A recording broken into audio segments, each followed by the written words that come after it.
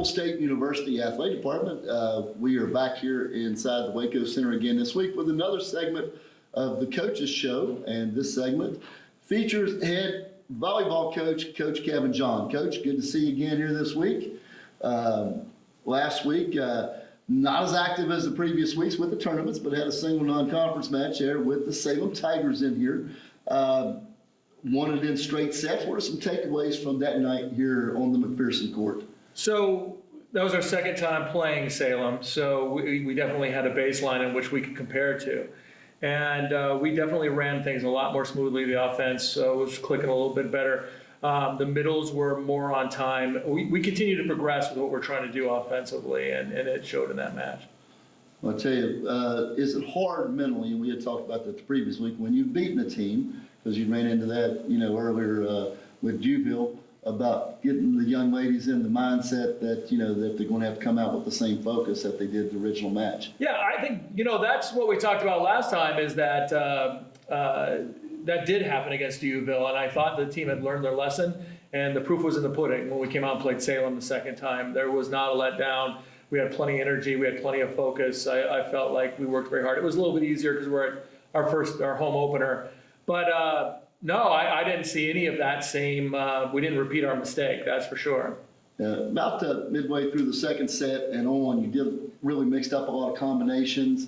About what were you looking for there, and how did you feel about, how the production from the different combinations used? We have a very deep bench. We have a very deep bench. We have confidence in our athletes and situations. So we were looking for a couple things. One, we were getting some extended time for some folks to compare against the same team and see who maybe is going to win a spot or two. We're getting down to it. We're starting to understand who the starters are, but there's still a couple of things still up in the air for the start of conference coming up, and we wanted to make sure that we're getting enough to see that. But then also we have a lot of people that are going to be coming off the bench in situations throughout the season. And when those situations arose, it was great to put them into the games, into those situations, see how they did. And we did well. Every athlete we put in there, I thought, came through and did a good job. We were actually really proud of everybody from the starters to the bench and back and forth. It was an excellent effort. Well, Kaja got Player of the Week the previous week, and for everyone here to see her live and in person here, the whole team, but obviously she as advertised, she's a special player. The crazy thing is that was probably a bad game for Kasha. That's the seller for her. That match, which was exciting and fantastic, is probably the seller. She's that good. She's a fantastic athlete. Yeah, a lot of people that were there were talking about, once that set was even in motion, and just saw her winding up, and like, this is over. Yeah, she's a 1-for-2 athlete in volleyball, which means basically she's against the best opponent. She's getting 1 kill for every 2 swings. And early in this year, she's beyond that. She's almost getting a kill for 1.5 swings, which is almost unimaginable in volleyball. That's dominance. She's having a great start. And we talked about early on about those tournaments, about, with your height and the length, about, how cutting off those angles of the opponents. When Salem made a couple runs, they were getting some balls across net, but your defense kept the ball in play. There were some really nice digs on the back row there and really kept them from getting any kind of extended run. If you can speak to, your game defensively in that. So, well, first of all, I'd like to just say that Salem did an amazing job defensively. As far as our offense was working better than the first time we played against them, and they held us to a lower number than we had the first time. They were all over the place. They were going nuts, which then it created some of those extended rallies that you were talking about. Our defense held that down. We were running back at them. We were running. We were passing aggressively from our defense, able to run our offense out of it, and able to put pressure on the side. And that all was born from our defense and doing the initial pass, the initial receive, all of those kinds of things. And we held that down very well. We put several people into defensive positions and tried some new things in that match. And I thought we handled it all very well, and the defense played outstanding volleyball. Defense is one of those positions. It's kind of like the O-line in football. Sometimes you don't notice them quite as much, but they're the foundation of what you do. Yeah, it was just neat to watch. Again, I don't know volleyball to that degree, but when they would get it through that first line of defense, those arms at the net, it seemed like your back defenders were always in that window where they needed to be to keep it alive. And it was where points were getting to us last year, and your getting it kept alive. What you're saying is 100% correct. What we're trying to do is make reads. We're trying to find, we call it clean water. They're looking for spots where the ball is most likely to go if we don't block it. And our defense is starting to understand those systems and how we play very well. They're starting to really get it. And you can see, like, if defense is being played well, it looks boring. It looks like they're just, like you just said, they're there reading a book, waiting for the ball to come to them.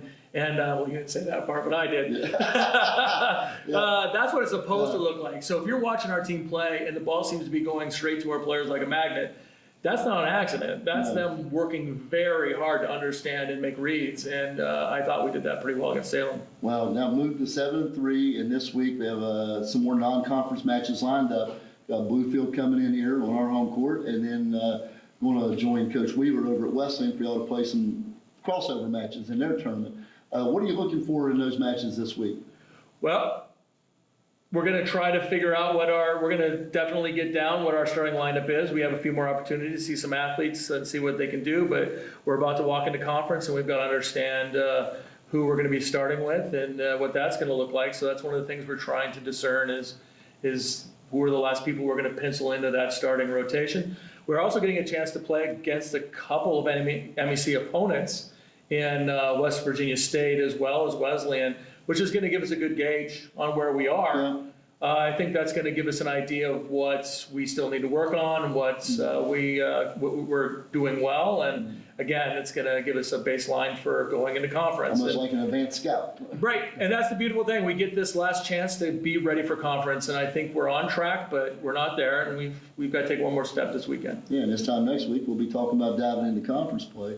But right now, the last thing I want to mention is this match with Salem was historic in that this building's 9 years old, or beginning the 9th year of competition in here. That was the first match where we had arena lighting in here. Got a lot of positive comments on that, just as far as the historic implications and how that was different. Yeah, I think I told you this before. When I walked into this arena, I was like, this is all first class all the way, and the only thing I didn't think was the lighting. I think that was that's the linchpin of this. That's the crown jewel in this facility now. It was amazing. The lighting is incredible. The ability to see the ball, the ability to play under that kind of lighting is actually going to help both teams and make the volleyball more exciting. Not to watch the fan experience and everything everything was glowing. It was beautiful. And of course the introduction stuff that we got to do with the flashing and the colored lights and all of that, that was that's the cherry on top. And the lighting, and a shout out to Draven for the work he did, with the videos for your kids. And yeah, we had heard, the fans talking about how the fan experience you talked of. But I tell you, what we caught up from down at the table was the media experience about how much easier it is for pictures, and the pictures are so nice in that setting. And but anyway, it was historic for that. And again, we'll be having another one out here this week, and looking forward to having all the league teams in. Yeah, it's going to be. I think the home matches are going to be exciting. We're going to grow our crowd as everyone understands that we're playing well, and that volleyball is just a great game. Volleyball is a great game. It's dynamic, explosive, it's powerful. We're looking forward to everyone discovering how good a game that volleyball is at our home court. The runs and the emotion, and we're looking forward to it. And then being 7-3 right now, and hopefully have some more wins on the board when we get into league play. But anyway, we'll be talking next week. Thank you for joining us, Coach. Congratulations on another win, and we'll talk to you next week. Thank you. Thank you very much. See you all out there. Thanks for joining us.